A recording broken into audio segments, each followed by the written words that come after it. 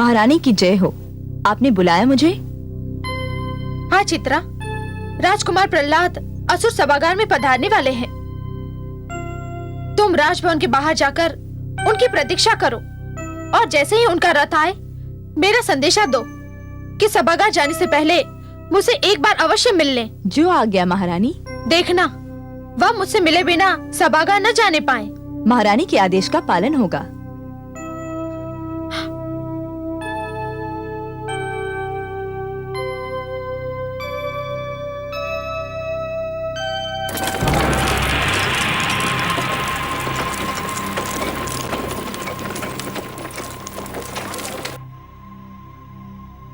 आइए।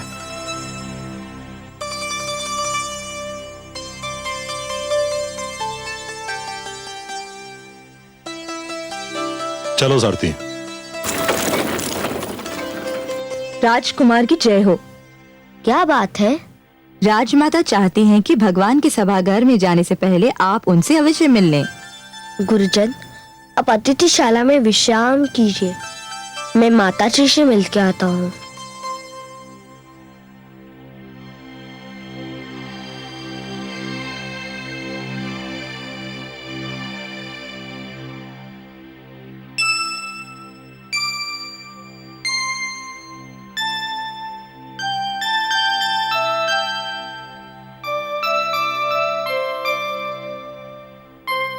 माते, पुत्र,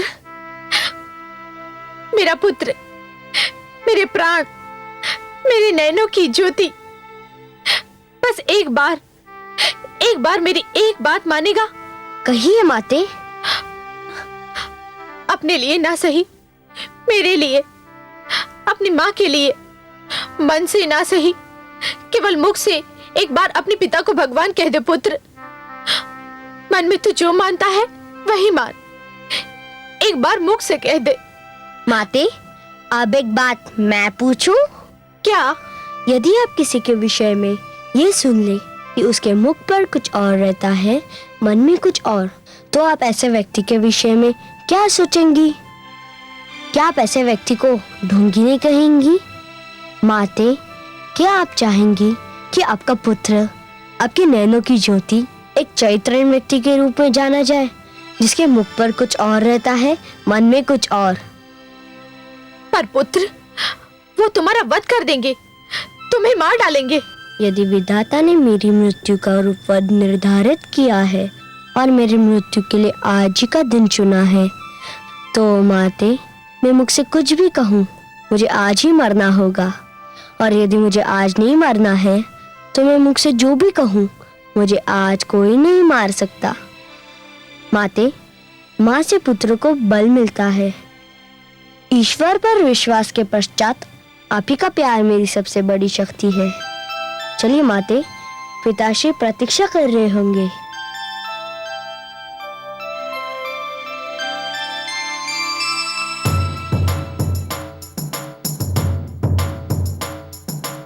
सर्वशक्तिमान भगवान हिरण्यकश्यप की जय हो। महारानी कायाधु और राजकुमार प्रहलाद उपस्थित हो रहे हैं।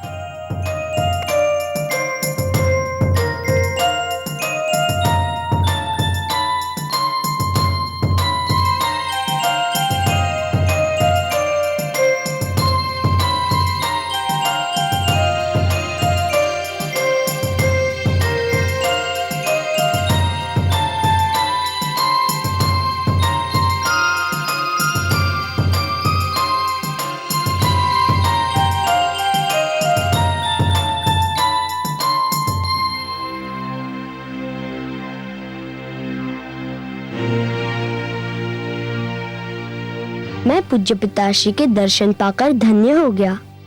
आयुष्मान भव। पुत्र, बताओ तुम्हारे गुरुजनों ने तुम्हें क्या शिक्षा दी? हे पूज्य पिताश्री, मेरे गुरुजन ने मुझे वो सारी शिक्षा दी जो उनके पास है। यदि उस शिक्षा का कुछ अंश मैं ग्रहण कर सका, तो इसका श्रेय मेरे गुरुजन को है, और यदि उसका कुछ अंश मैं ग्रहण नहीं कर सका, तो इसमें सारा दोष मेरा अपना है। मेरे गुरुजन श्री शन और श्री अमर, उनका कोई दोष नहीं है। क्या उन्होंने तुम्हें बताया कि ईश्वर कौन है? हे पूज्य पिताश्री, उन्होंने मुझे वो सब कुछ बताया जो आपने उन्हें बताने का आदेश दिया था। तो बताओ, ईश्वर कौन है? ईश्वर वो है जिसके आगे सब सिर झुकाते हैं। ईश्वर वो है जो सबका पूज्य है। सुंदर, अति सुंदर। ईश्वर वो है जो सर्वशक्तिमान है। उत्तम, अति उत्तम। ईश्वर वो है जिसके अस्तित्व को कोई नकार नहीं सकता। सत्य, सर्वथा सत्य। ईश्वर वो है जिसे मैं देख रहा हूँ, जो सर्वव्यापक है। धन्य हो पुत्र, धन्य हो। बस तुम बोलते जाओ, बोलते जाओ। ईश्वर वो है जो मेरे हृदय में वास करता है। ईश्वर वो है जो मेरे समक्ष है। मैं प्रसन्न हूँ, अति प्रसन्न। राजकुमार प्रहलाद की जय। राजकुमार प्रहलाद की जय। राजकुमार प्रहलाद की जय। राजकुमार प्रहलाद की जय। राजकुमार प्रहलाद की जय। हर्षित हूं मैं, अति हर्षित। पुत्र, मेरा मन तुम्हारे सुंदर वचन सुनकर झूम उठा है। तुमने अंततः मुझे, भगवान हिरण्यकशिपु को अपना ईश्वर मान ही लिया। मैंने ये तो नहीं कहा पिताश्री। मैं तो आपकी आज्ञा अनुसार ये बता रहा था कि ईश्वर कौन है। ये तुम क्या कह रहे हो? क्या मैं तुम्हारे लिए पूज्य नहीं हूँ? अवश्य हैं। तो फिर आप मेरे पिता हैं महाराज, और पिता संतान के लिए पूज्य ही होता है। किंतु तुमने कहा कि ईश्वर वो है जो सर्वशक्तिमान होता है। ईश्वर वो है जिसे तुम देख रहे हो। ईश्वर वो है जो तुम्हारे समक्ष है। तो फिर मैं ही सर्वशक्तिमान हूं। मुझे ही तुम देख रहे हो और मैं ही तुम्हारे समक्ष हूं। ये सत्य है पिताश्री कि मैं आपको देख रहा हूँ, आप मेरे समक्ष है, परंतु मेरा मन किसी और की लीला देख रहा है। मेरे मन के आंखों के समक्ष कोई और है। किसे देख रहे हो तुम? कौन है तुम्हारे मन की आंखों के समक्ष? बोलो। जो मेरे मन में वास करता है, जो मेरा ईश्वर है। कौन है तुम्हारा ईश्वर? जो सबका ईश्वर है, जो अजन्मा है, अनादि है, अनंत है। मूढ़, धूर्त, उसका नाम तो बता। सहस्र नाम है उसके। जनार्दन, जगदीश्वर, परमेश्वर, सर्वेश्वर, वासुदेव। पर जो नाम मुझे सबसे सुंदर लगता है वो है विष्णु, भगवान विष्णु।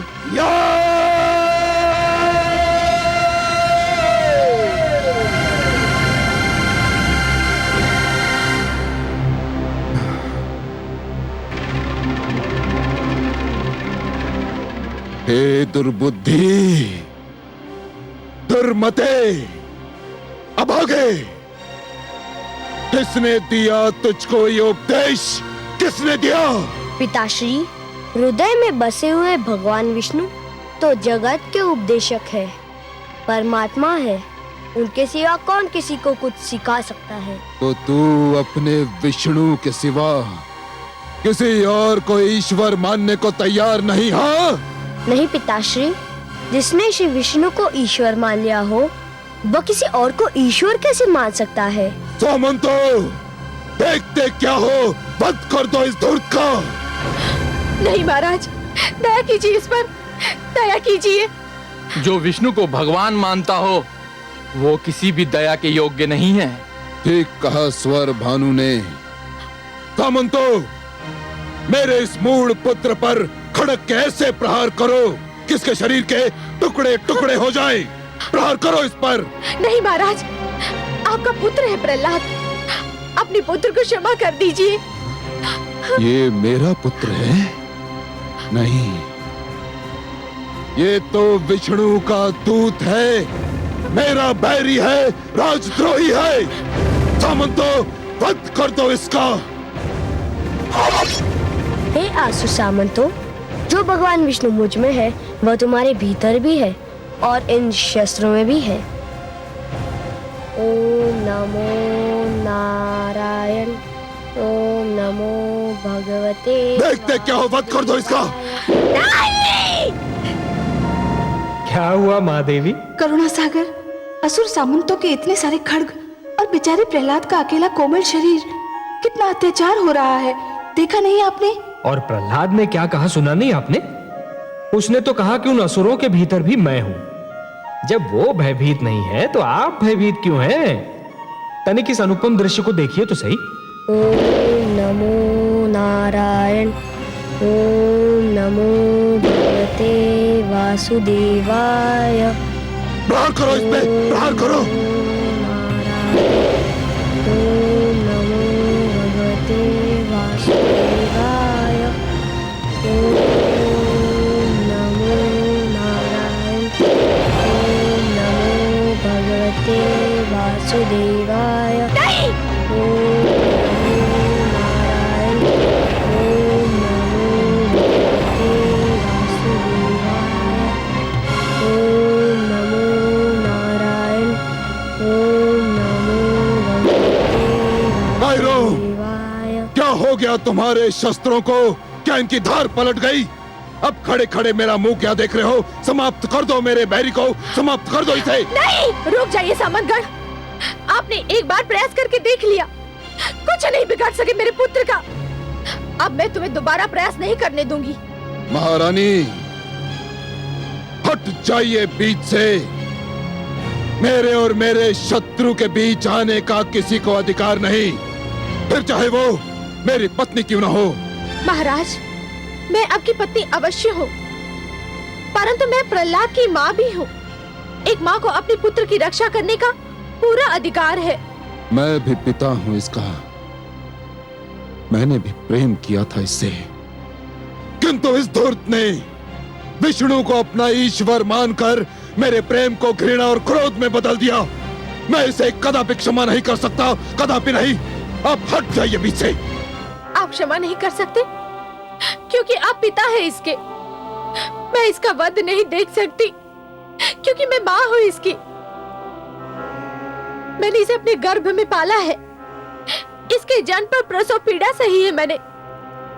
अपने रक्त को दूध में बदलकर इसका पेट भरा है। मैं इसकी पीड़ा पर तड़पी हूँ, इसके रोने पर रोई हूँ, इसके साथ रात रात भर जागी हूँ। आपने ये कुछ नहीं सहा महाराज, कुछ नहीं किया आपने। भला एक पिता भीतर की पीड़ा को कैसे समझ सकता है? महारानी, तो फिर आज आपको अपने पति और पुत्र में से किसी एक को चुनना होगा, किसी एक को। ऐसा मत कहिए महाराज, इतनी कड़ी परीक्षा मत लीजिए मेरी। तो फिर हट जाइए बीच से, हट जाइए। मैं तो ये भी नहीं कर सकती क्योंकि आप मेरे सुहाग हैं और प्रहलाद मेरा रक्त। मैं किसी को भी नहीं छोड़ सकती, परंतु हाँ, इतना अवश्य कह सकती हूँ कि मेरे पति की आज्ञा का पालन करो और कर दो मेरे पुत्र का वध।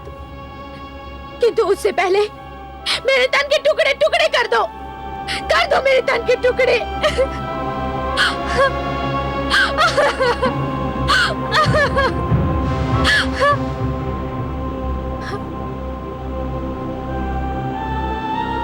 आप रुक क्यों गए? कर दीजिए मेरे पुत्र का वध। अपने भगवान की आज्ञा का पालन करिए।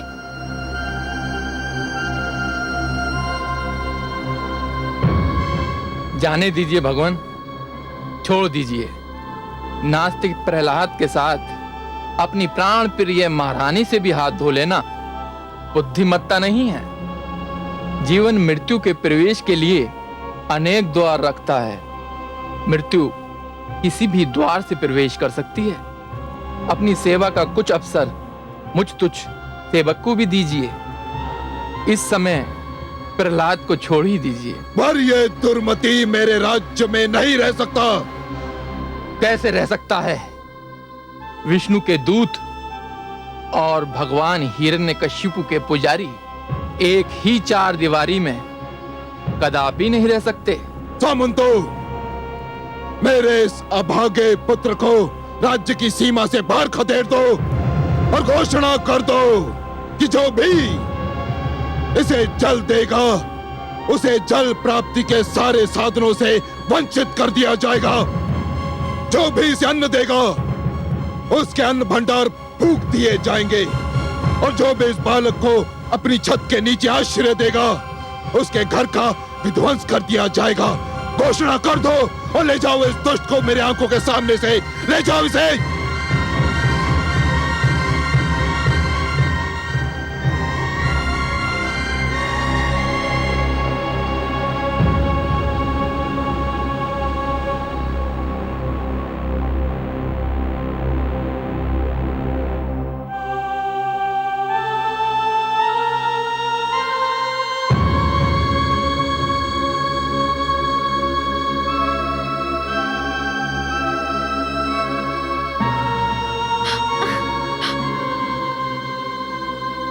पुत्र, मेरा पुत्र। माते, तुमने मातृत्व का धर्म निभाया। संसार ऐसी माताओं को सदा याद रखेगा। मुझे तुम पर गर्व है, तुमसे प्यार है, परंतु मेरी चिंता मत करो। मेरे साथ वही होगा जो विधाता ने मेरे भाग्य में लिख दिया है। मैं अपने पिता के आदेश का पालन कर रहा हूँ, तुमसे दूर जा रहा हूँ। हो सकता है ये सब भी मेरे श्री विष्णु भगवान की इच्छा से हो रहा हो।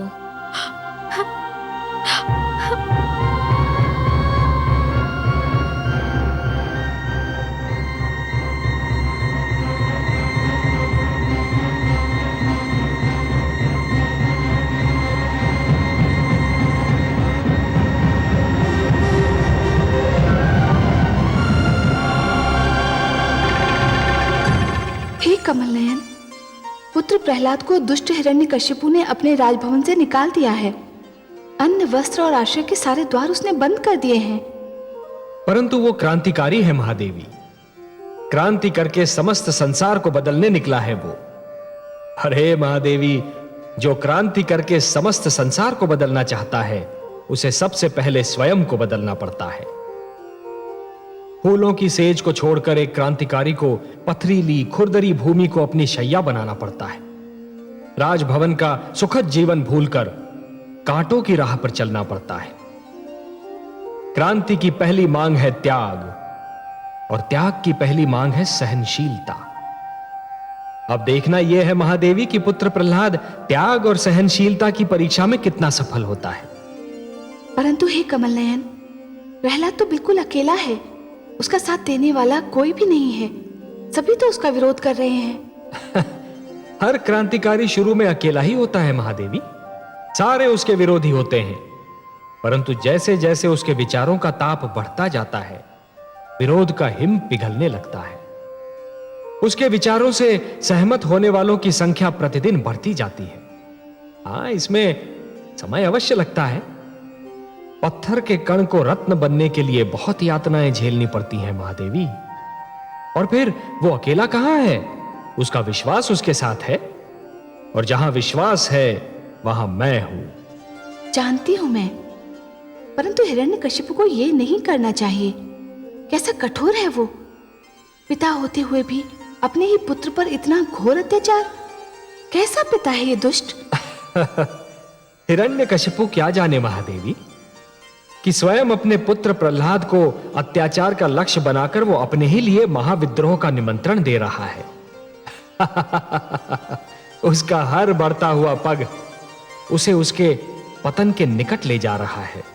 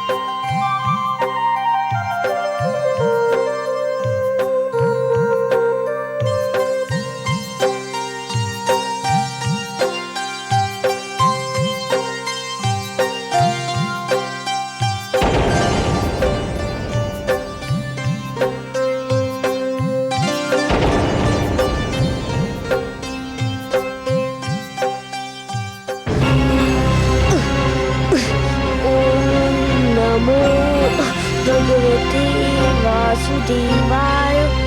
ओम नमो भगवते वासुदेवाय। ओम नमो भगवते वासुदेवाय। ओम नमो भगवते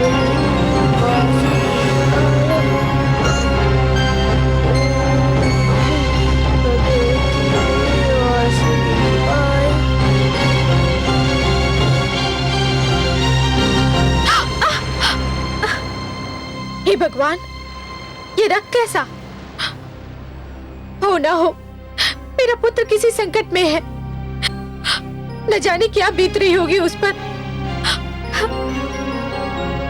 क्या हुआ महारानी? अरे ये रक्त कैसे निकल आया? आप तो विश्राम कर रही थी। पता नहीं, लगता है ये रक्त मेरे पुत्र की पीड़ा का संकेत दे रहा है।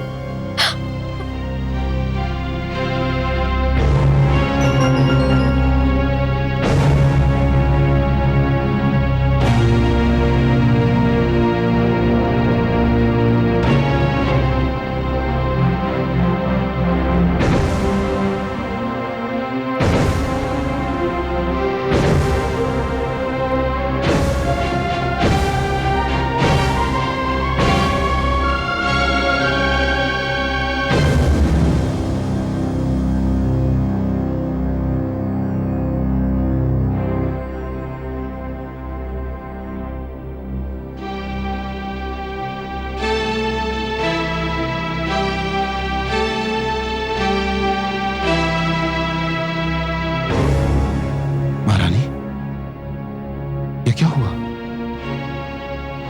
ये रक्त कैसा? आपको चोट कैसी लगी महारानी, बताइए। चोट मुझे नहीं लगी है स्वामी, लगता है हमारे पुत्र को चोट लगी है कहीं। पुत्र को चोट लगती है तो माता को पीड़ा होती है। नाम मत लीजिए उसका मेरे सामने, नाम मत लीजिए उसका मेरे सामने। वो मेरा पुत्र नहीं, वो मेरा बैरी है। मैं तो आपके पांव से बहते हुए रक्त को देखकर चिंतित हूं। मेरा रक्त आपको इतना चिंतित कर रहा है, पर पुत्र के शरीर से जो रक्त बह रहा होगा वह भी तो आपका रक्त है, आपका अपना रक्त। उसकी कोई चिंता नहीं है आपको? उसे क्षमा कर दीजिए स्वामी। नहीं महारानी, सब कुछ हो सकता है किंतु ये नहीं हो सकता। मैं अपने भाई के हत्यारे विष्णु और उसके भक्तों को कदापि क्षमा नहीं कर सकता, कदापि नहीं महारानी। हाँ, यदि वो अपनी भूल सुधार ले, विष्णु का नाम लेना छोड़ दे, मुझे ईश्वर मान ले, तो मेरी बाहें और मेरे मन के द्वार उसके लिए खुले हैं।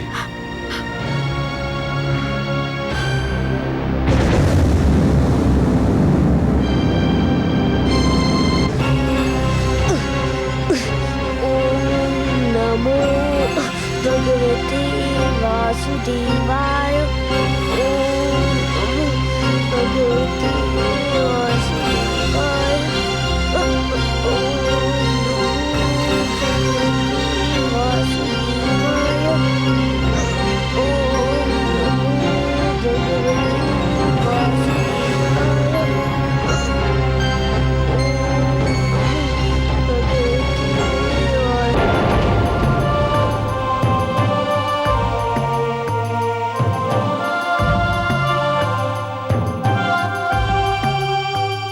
नारायण नारायण।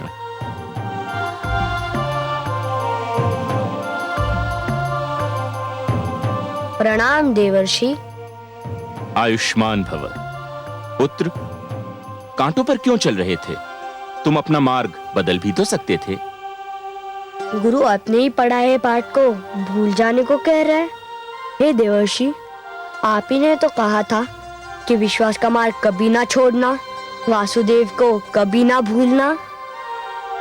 परंतु पुत्र, इन कांटों ने तो तुम्हारे पांव को लहलुहान कर दिया है, तुम्हें पीड़ा हो रही होगी। शरीर नश्वर है देवर्षि, कांटा चुभेगा तो पाँव से लहू अवश्य निकलेगा। शरीर को पीड़ा भी होगी, पर केवल शरीर को, आत्मा को नहीं। मेरी आत्मा को तो श्री विष्णु के महामंत्र ने अपनी सुरक्षा में ले लिया है। शरीर पीड़ा झेल रहा है, परंतु आत्मा आनंद विभोर हो रही है। पर अब तो मुझे कांटों के कारण जो पीड़ा हो रही थी उसमें भी आनंद मिल रहा है।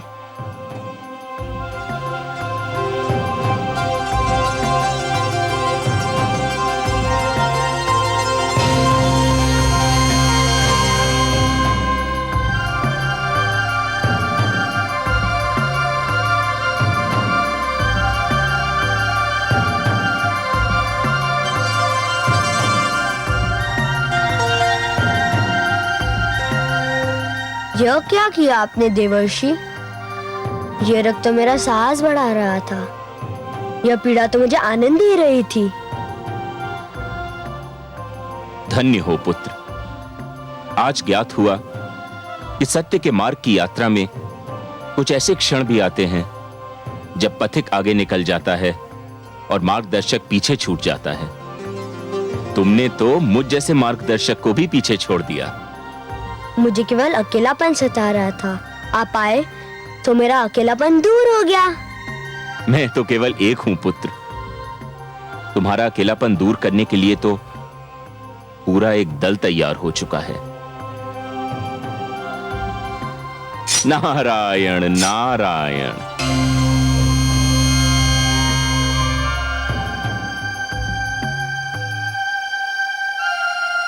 ओम नमो नारायण।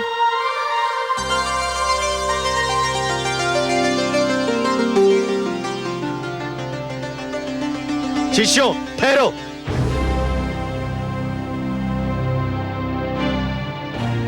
ये सबके सब तुम कहां भागे जा रहे हो? हम जा रहे हैं गुरुदेव। अरे वह तो हम भी देख रहे हैं, परंतु कहां जा रहे हो? अपने मित्र के पास। मित्र के पास? हाँ, हम राजकुमार प्रहलाद को खोजने जा रहे हैं। हम उन्हीं के साथ रहेंगे। अरे मूर्खों, सर्वनाश होगा तुम्हारा भी और हमारा भी। अगर भगवान हिरण्यकशिपु को इस बात की सूचना मिल गई तो तुम्हारा तो सत्यानाश होगा ही, हमारा जीवन भी संकट में पड़ जाएगा। प्रहलाद ने भगवान हिरण्यकशिपु को ईश्वर न मानने का अपराध किया है, इसलिए उसे दंड दिया गया है। तुम क्यों दंड को निमंत्रण देते हो? वह अपराध तो हमने भी किया है गुरुदेव। हमने भी श्री विष्णु को अपना ईश्वर माना है। ओम नमो भगवते वासुदेवाय। ओम नमो भगवते वासुदेवाय। अरे मूर्खों, सत्यानाश हो तुम्हारा, रुक जाओ। हे भगवान, रक्षा करो हमारी। भ्राता, अब तो गए हम भी और तुम भी। सदा की भांति इस बार भी आपका वचन सत्य सिद्ध हुआ। पुत्र प्रहलाद सचमुच अकेला नहीं है। असुर गुरुकुल के समस्त विद्यार्थी उसके विचारों से सहमत दिखाई दे रहे हैं। महादेवी, बाल अवस्था में मन की स्थिति कोमल होती है, उपजाऊ भूमि की भांति। इस अवस्था में जो भी विचार मन की धरती में बो दिए जाएं, बहुत सरलता से जड़ पकड़ लेते हैं। उच्च विचार, उच्च आदर्श और जीवन के उच्च लक्ष्यों को बालकों के मन में बो देने के लिए बाल्यावस्था सबसे सुहानी ऋतु होती है। हाँ कमल नयन, मैंने स्वयं देखा है। पुत्र प्रहलाद ने असुर बालकों के मन में सुंदर विचारों के बीज डाले हैं और अब उनमें प्रेम की खेती लहलहा रही है। परंतु हे दया सिंधु, पुत्र प्रहलाद न जाने कब से भूखा प्यासा भटक रहा है। मुझे उसकी यह दशा देखकर बहुत दुख हो रहा है। कैसे होगा उसके पोषण का प्रबंध? हिरण्यकशिपु ने तो उस पर जीवन के सारे द्वार बंद कर दिए हैं। प्रकृति ने तो अपने द्वार बंद नहीं किए ना महादेवी। हिरण्यकशिपु ने आपके पुत्र प्रहलाद पर जितने द्वार बंद किए हैं, वो सारे द्वार प्रकृति स्वयं अपने हाथों से उसके लिए खोल देगी।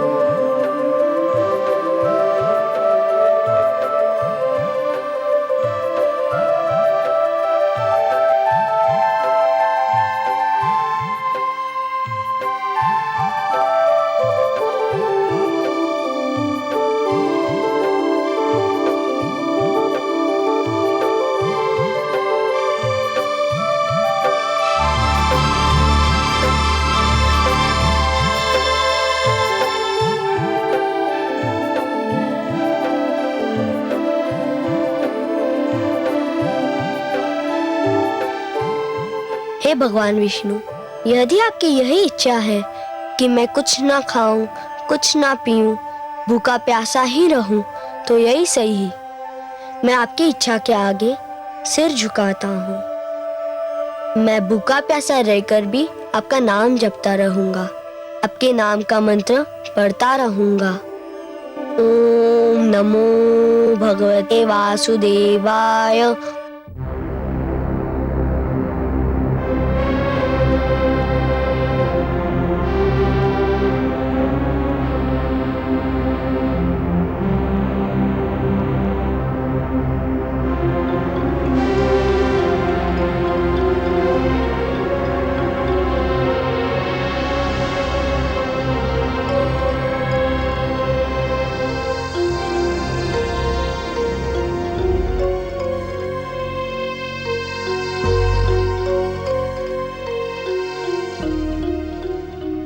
भगवान, भोजन परोसा जा चुका है।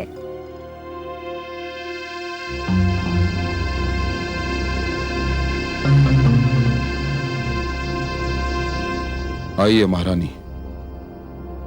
नहीं महाराज, आप भोजन कर लीजिए, मुझे इच्छा नहीं है। क्यों?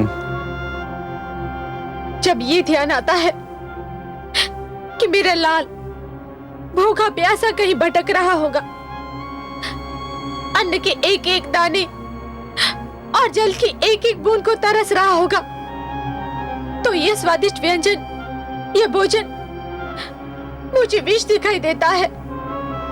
सोने चांदी के ये बर्तन मुझे हलाहल के प्याले लगने लगते हैं। यदि आज वो भूखा है, प्यासा है, भटक रहा है, तो उसका उत्तरदायी वो स्वयं है। उसने अपने हाथों से अपने जीवन को नर्क बना लिया है, और यदि वो अपने हठ पर अड़ा रहा तो वो इस नर्क से निकल भी नहीं पाएगा महारानी, कभी नहीं। क्यों इतनी निर्दयता पे उतर आए हैं आप? नहीं महारानी, मैं निर्दयी नहीं हूं, नहीं हूं मैं निर्दयी। यदि आज वो अपनी हार मान ले और मुझे ईश्वर मानकर मेरे चरणों में अपना शीश नवा दे, तो मैं अपने हाथों से उसके पांव तले फूल बिछा दूं, अपने हाथों से उसे सोने का कौर खिलाऊं, अपने हाथों से थपक थपक कर अपनी गोद में सुलाऊं। हाँ महारानी, यह भगवान हिरण्यकशिपु का वचन है। चलिए भोजन ग्रहण कीजिए।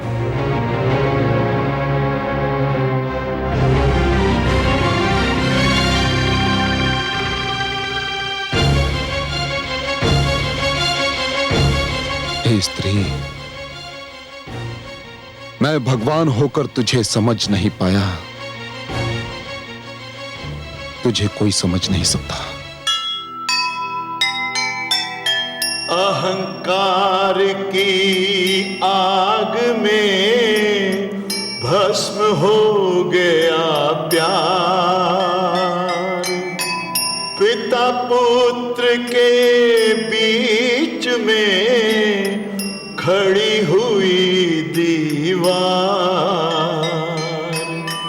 छोड़ दिया पीछे महल, पकड़ी दुख की राह, प्रभु में जिसकी आस था